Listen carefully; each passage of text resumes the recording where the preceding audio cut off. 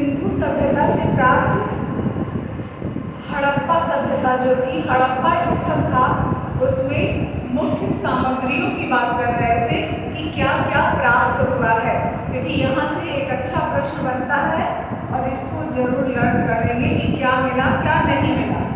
तो सिंधु सभ्यता से आ जाइए। सिंधु सभ्यता से सबसे पहला पुरुष धड़, ये पुरुष धड़ है।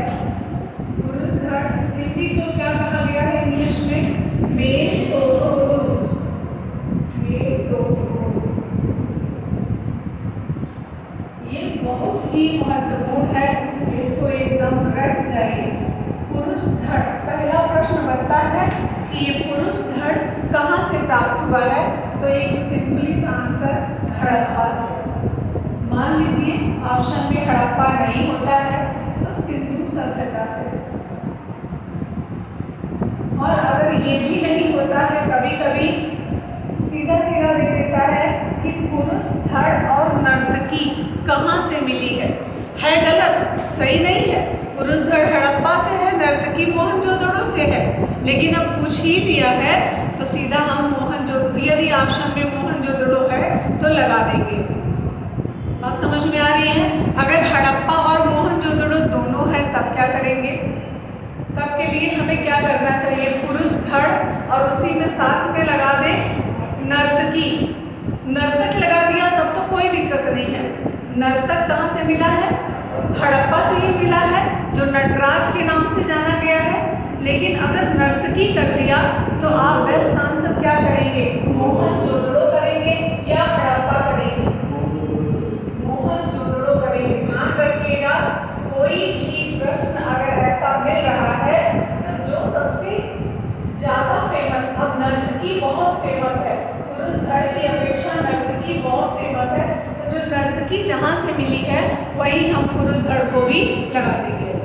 4 मूर्तियाँ हमेशा याद रखनी है, रटी रटाई होनी चाहिए। एक पुरुष नर्तक, दूसरा पुरुष धड़, तीसरा पुजारी की मूर्ति, चौथा नर्तकी की मूर्ति। ये चारों मूर्तियाँ सिंधु सभ्यता की बहुत इंपॉर्टेंट है, यहाँ से खूब प्रश्न आते हैं। तो सिंधु सभ्यता से ये जो पुरुष धड़ प्राप्त हुआ है इसके विषय में बात करेंगे। सबसे पहले जानेंगे कहाँ से मिला, तो हड़प्पा से। स्थान क्या है? हड़प्पा है। अब इसकी माप जानेंगे और इसका माध्यम जानेंगे। माध्यम का मतलब समझते हैं, ये जिस सामग्री से बना है वही इसका माध्यम है। तो सामग्री कह लीजिए चाहे माध्यम कह लीजिए। तो जो ये पुरुष धड़ है ये किस सामग्री से बना है? लाल बलुआ पत्थर, रेड सैंड स्टोन, लाल बलुआ पत्थर से ये बना है। लाल बलुआ पत्थर, इसी को इंग्लिश में कह देगा रेड सैंड स्टोन। अब इसकी माप जानना। अच्छा, कभी कभी क्या करता है कि लाल बलुआ पत्थर नहीं देता है, ये भी ध्यान रखिएगा। तब के कंडीशन में क्या करना है? कभी कभी टेराकोटा दे देता है। अब टेराकोटा देने का रीजन क्या होगा? कुछ कभी सोचा दिमाग में? लाल पत्थर होने के कारण कुछ विद्वानों ने कहा ये पत्थर नहीं टेराकोटा है। सबका लॉजिक है, कोई ऐसे नहीं लिखता है, कुछ ना कुछ समझता है उसके विषय में तभी लिखता भी है। तो ये जो लाल बलुआ पत्थर है ये लाल रंग का था, तो कुछ विद्वानों ने माना कि ये पत्थर नहीं है, टेराकोटा है। तो पहला आंसर जो हमारा है वो लाल बलुआ पत्थर है, और नहीं अगर मिल रहा है ऑप्शन में तो टेराकोटा भी कर सकते हैं, न रहने की कंडीशन में। ध्यान रखिएगा, न रहने की कंडीशन में ही करेंगे। अब इसकी माप देखेंगे, इसकी माप क्या है? तो इसकी माप है 3.25 इंच। अब इतनी छोटी छोटी मूर्तियां बनी हैं, इनका कार्य क्या रहा होगा? इतनी छोटी मूर्ति का कार्य इंच में समझ ही रहे हैं, इतनी बड़ी इतनी बड़ी। ऐसे एक प्रश्न भी आया KVS में कि इन मूर्तियों की साइज क्या थी, बहुत बड़ी बहुत छोटी। तो बहुत छोटी साइज में बना है। 3.25 इंच क्या होता है? 8 इंच क्या होता है? बहुत छोटा होता है। बहुत बड़ी जो मूर्ति मिली है वो मोहनजोदड़ो से पुजारी की मूर्ति 6.95 सेंटीमीटर की। इसके अलावा बहुत छोटी छोटी मूर्तियाँ सब हैं। तो ये जो इसका माप है वो 3.25 इंच है, या इसी को कह सकते हैं 3.25 इंच है।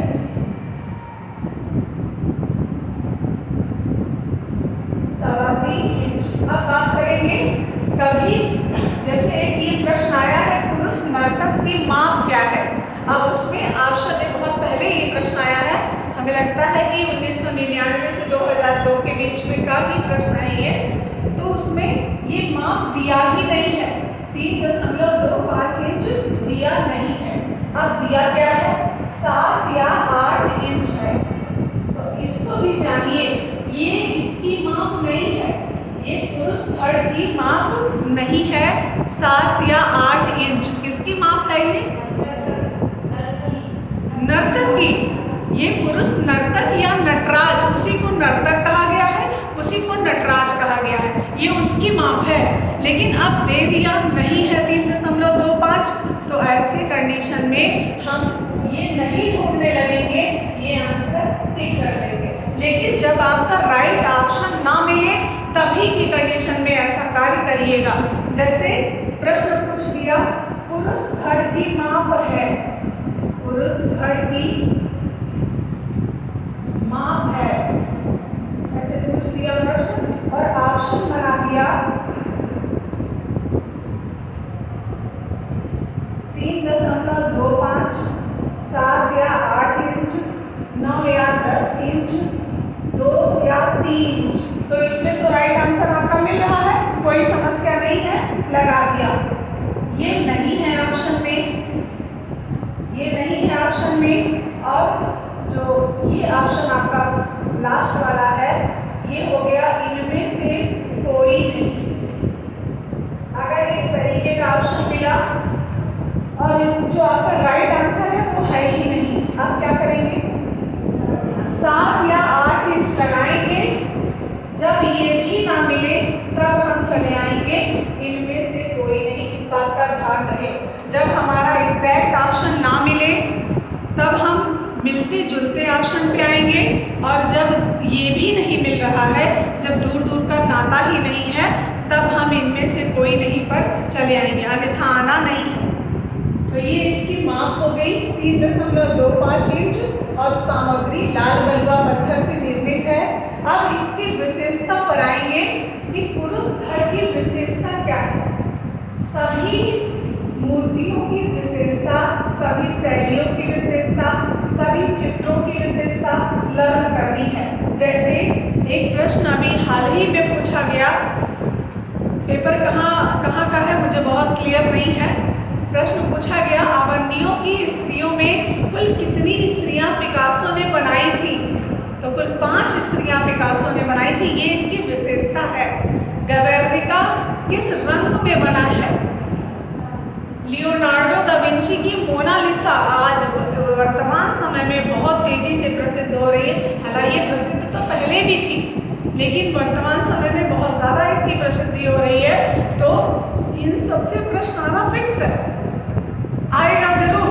तो जो बहुत इंपॉर्टेंट चित्र हैं उनकी विशेषताओं को जरूर लर्न करिए। तो जो ये विशेषता है, इसकी विशेषता में सबसे पहले ये जानेंगे ये धड़ है। अब धड़ में क्या है क्या नहीं है? तो धड़ किसको कहते हैं? बीच के हिस्से को कहते हैं धड़। ना ये रहेगा और ना नीचे का पैर रहेगा। तो कमर से नीचे का हिस्सा और कंधे से ऊपर का हिस्सा नहीं है, तो है क्या? बीच का हिस्सा है, शरीर के बीच के हिस्सा। ये यहाँ पर पुरुष धड़ कहा गया है। तो सिर विहीन मूर्ति है, ये सिर विहीन मूर्ति है। कमर के नीचे का भाग नहीं है।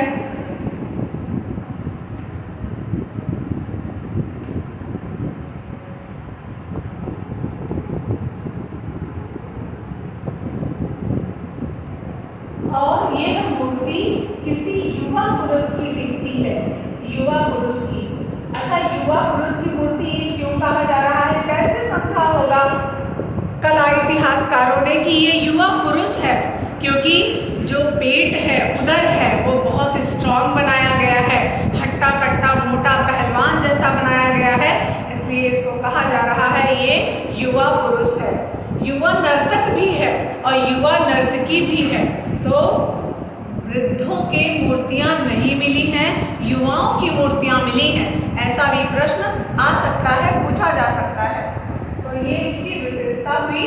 अब कुल मिलाकर इसको क्या कह देंगे? मेल टोर्सोस। ये पुरुष है तो मेल कह देंगे और ये धड़ है तो टोर्सोस कह देंगे। तो मेल टोर्सोस की ये विशेषताएं हैं, इसको जरूर लर्न कर लें सब। अगली मूर्ति हम देखेंगे।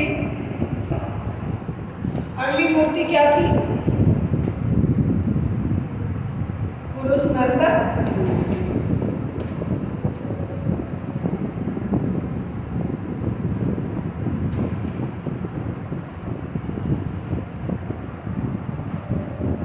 अच्छा, एक इसकी बात हम लोगों ने ये नहीं की कि ये सुरक्षित कहाँ है।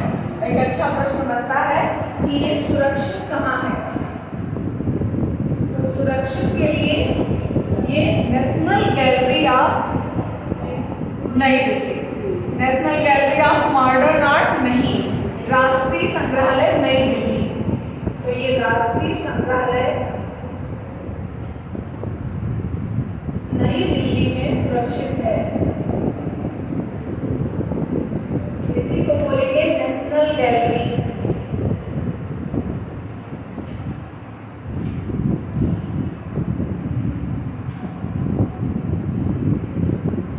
नेशनल गैलरी या इसी को बोलेंगे राष्ट्रीय संग्रहालय नई दिल्ली, या इसी को केंद्रीय संग्रहालय भी बोल दिया जाता है। कंफ्यूज नहीं होना है, केंद्रीय संग्रहालय भी कभी कभी बोल दिया जाता है।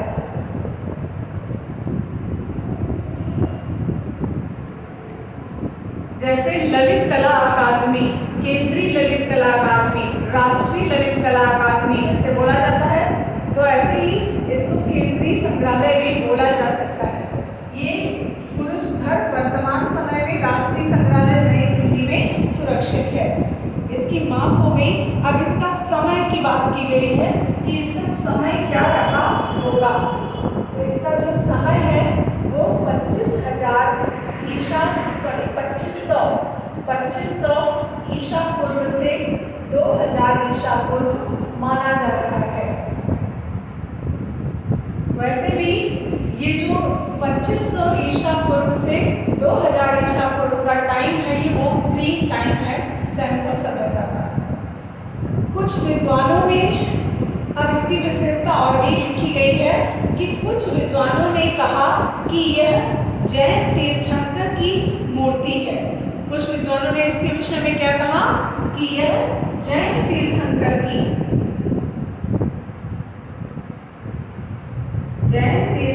की मूर्ति है, और कुछ विद्वानों ने कहा कि नहीं, ये जैन तीर्थंकर की मूर्ति नहीं, ये यक्ष से संबंधित मूर्तियां हैं। यक्ष प्राप्त हुए थे कहाँ से?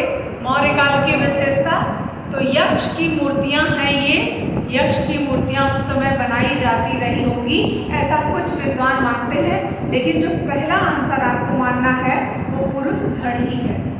तो कुछ विद्वान कहते हैं यक्ष की मूर्ति है,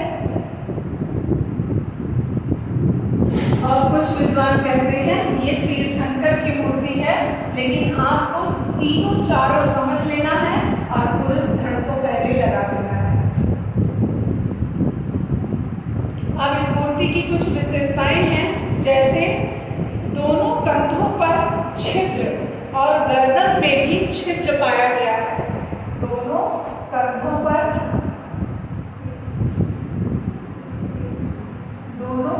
पर छिद्र और गर्दन पर भी छिद्र पाया गया है।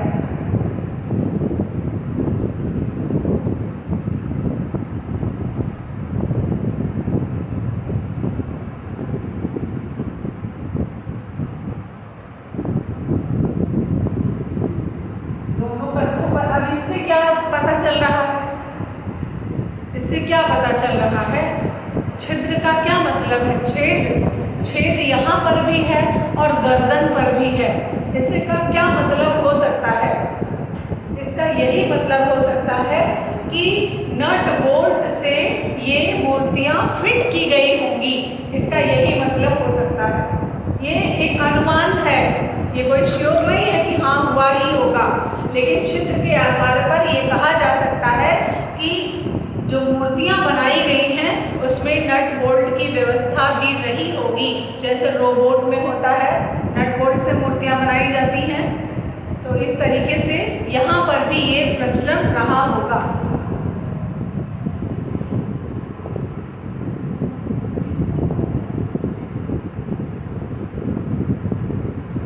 अच्छा, बात करें ये उच्च कुल की है कि गरीब परिवार की मूर्तियां बनाई गई। उच्च कुल की, जैसे हस्त पुष्ट हैं, बाहुबली की जैसी मूर्तियां हैं, तो ये कहा जा सकता है कि उच्च कुलीन वर्ग की मूर्तियां यहाँ पर बनाई गई होंगी। तो ये सब उच्च कुलीन है। मजदूर वर्ग यहाँ पर चित्रित नहीं किया गया है, मूर्तियों में भी और चित्रों में तो बिल्कुल नहीं। तो उच्च वर्गीय मूर्तियां बनाई गई हैं और मूर्तियों की साइज को देखकर कहा जा रहा है कि ये मूर्तियां बहुत ही सूक्ष्म आकार की हैं। सब ये प्रश्न ही है, माप, मेटोसोस, उच्च वर्गीय, सूक्ष्म आकार, रेड सैंडस्टोन, राष्ट्रीय संग्रहालय नई दिल्ली, ये सब प्रश्न ही है। ये नहीं समझिएगा कि ये थ्योरी है क्या है, इसको एक एक लाइन में रट जाइए। और ये बहुत महत्वपूर्ण है, जो बहुत इम्पोर्टेंट है वही तो पूछा जाएगा। तो ये पुरुष धड़ है। पुरुष धड़ कहाँ से मिला है? हड़प्पा से। पुरुष धड़ कहाँ सुरक्षित है? राष्ट्रीय संग्रहालय नई दिल्ली में। पुरुष धड़ की माप क्या है? 3.25 इंच है। पुरुष धड़ है, ये ऊपर का सिर विहीन और नीचे का कमर का भाग नहीं है। इसकी माप, इसकी सामग्री, इसको कुछ विद्वान मानते हैं कि ये जैन धर्म से संबंधित है, कुछ विद्वान मानते हैं कि ये यक्ष की मूर्ति है, कुछ विद्वान मानते हैं कि ये पुरुष धड़ है। एक युवा कुछ राजा रहा होगा, बहुत बड़ा आदमी रहा होगा, बहुत बड़ा व्यापारी रहा होगा, उसकी मूर्ति है, ऐसा माना जाता है। अब दूसरी मूर्ति है जिसको कहा जा रहा है नटराज या नर्तक। पुरुष नटराज या नर्तक कहा जाता है।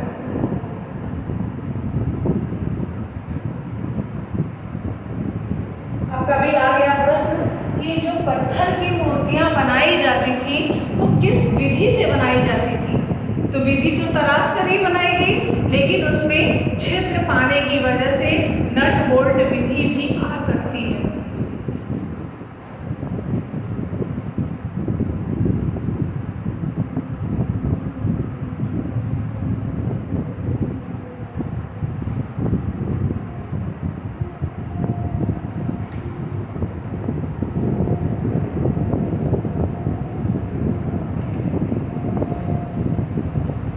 दूसरी मूर्ति पुरुष नर्तक।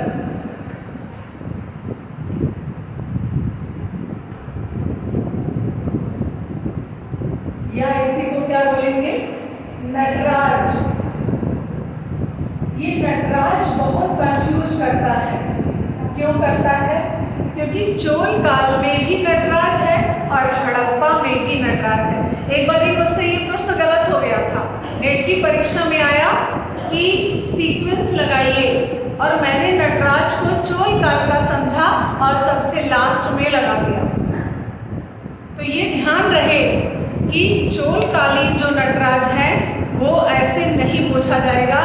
जब चोल कालीन नटराज दे तभी समझिएगा और हड़प्पा नटराज दे तब समझिएगा। जैसे वो प्रश्न ये था कि क्रम से लगाइए, ऐसे करके प्रश्न था, क्रम से लगाइए, और मेरे दिमाग में ये नटराज नहीं चलकर नटराज था, पुजारी था, नर्तकी, पुरुष धड़ और एक ऑप्शन और था, उससे ये समझ में नहीं आ रहा था कि ये किस नटराज की बात कर रहा है। तो जब ऐसे ही नटराज दे दे, कुछ लिखे पढ़े ना, तो और ये ऑप्शन सभी हैं, तो समझिएगा ये हड़प्पा की बात कर रहा है। और जब चूलकालीन नटराज देता तो दे ही रहा है, नाम लिख ही रहा है। हालांकि ये आपके टीजीटी में आने वाला नहीं है, ये नेट की परीक्षा में क्रम संख्या, नेट की परीक्षा में ऐसे क्रमों को लगाया जाता है। लेकिन जो रूप भेद है, प्रमाण है, भाव है, कला के तत्व हैं, रस है, इनको क्रम संख्या में लगाने के लिए आपको भी देता है। तो ध्यान रखिएगा, इसका भी ये भी दे सकता है। जैसे कालों को देता है, क्रम संख्या में लगाइए। पहला काल क्या था? मौर्य काल, शुंग काल, कुषाण काल, गुप्त काल। इस तरह से फिर उल्टा भी कहता है कि इसको उल्टे क्रम में लगाइए। तो कुछ भी कैसा भी पेपर आ सकता है। और इस बार की परीक्षा में ये श्योर है कि 125 प्रश्न आएंगे। ऑफलाइन परीक्षा होगी, कोई जीएस शामिल नहीं होगा, कोई उम्र की बाध्यता नहीं होगी, कोई एलिजिबिलिटी की बाध्यता नहीं होगी। लेकिन आगामी परीक्षा में एकदम 99% श्योर है कि आपका जीएस शामिल रहेगा। हो सकता है 40 वालों को बाध्यता ना करे, ये हो सकता है, लेकिन अभी कुछ कहा नहीं जा सकता। लेकिन जीएस शामिल हो चुका है, एकदम श्योर। तो जब आप एक सब्जेक्ट को नहीं पढ़ पा रहे हैं तो 20 सब्जेक्ट को और पढ़ना पड़ेगा, वो कैसे करेंगे? ये सबसे सरल परीक्षा होती है माध्यमिक की, टीजीटी और पीजीटी। इससे सरल परीक्षा दुनिया की कोई परीक्षा है ही नहीं। सिर्फ एक परीक्षा, नो इंटरव्यू टीजीटी में, तो इससे सरल और कुछ हो सकता है? नहीं हो सकता है। और एक ठो जब नहीं निकाल पा रहे हो तो इंटरव्यू कैसे निकालोगे, कैसे जीएस का एग्जाम दोगे, उसके साथ साथ कितना बड़ा लेंदी कोर्स हो जाएगा। तो अभी ये जो साल है आपके लिए बहुत बड़ा। इसके बाद का जो ईयर होगा वो उनके लिए होगा जो चित्रकला से बीए कर रखे होंगे, फिर बीएड उनके साथ में होगा और उनकी उम्र भी लिमिट में रहेगी, और फिर उनको जीएस भी आना चाहिए। तो समझ रहे हो कि ये परीक्षा बहुत महत्वपूर्ण है। अब हम पुरुष नर्तक या नटराज की बात करते हैं।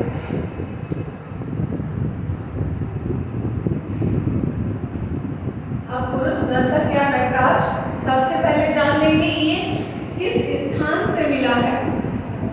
हड़प्पा से, फिर वही चीज ना रहे तो सिंधु सभ्यता से, ऐसा भी कर सकते हैं। फिर इसकी सामग्री, सामग्री मतलब मैंने आपको बताया माध्यम, किस सामग्री से निर्मित है। ये लाल नहीं, ये क्या है? भूरा है या काला है या धुमैला है या घिया पत्थर से निर्मित है।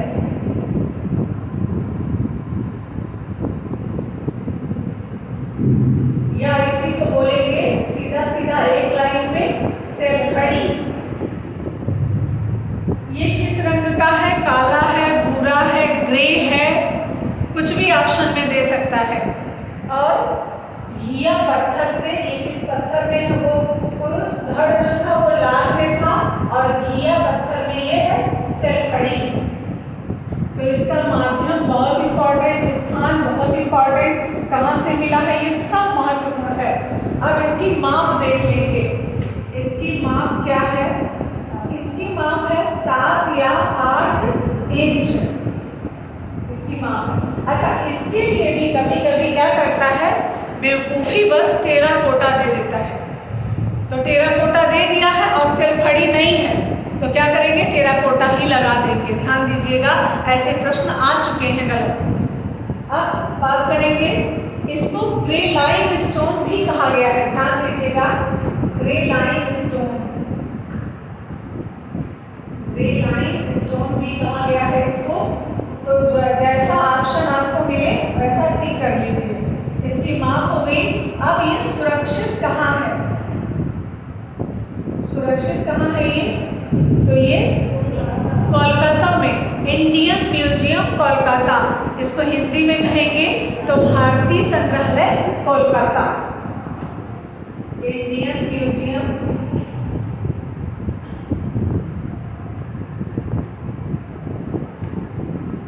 कोलकाता, या इसी को कहेंगे भारतीय संग्रहालय कोलकाता।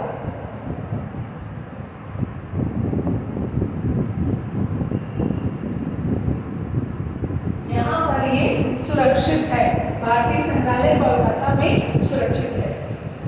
इसी को आर्य अग्रवाल ने पुरुष नहीं मानकर महिला माना है। अभी तो हम पुरुष नर्तक कर रहे हैं, लेकिन आर्य अग्रवाल का कहना है, आर्य अग्रवाल का मानना है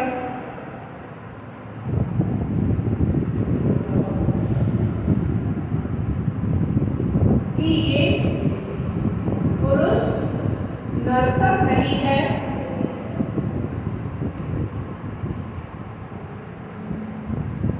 बल्कि ये नवविवाहिता स्त्री है।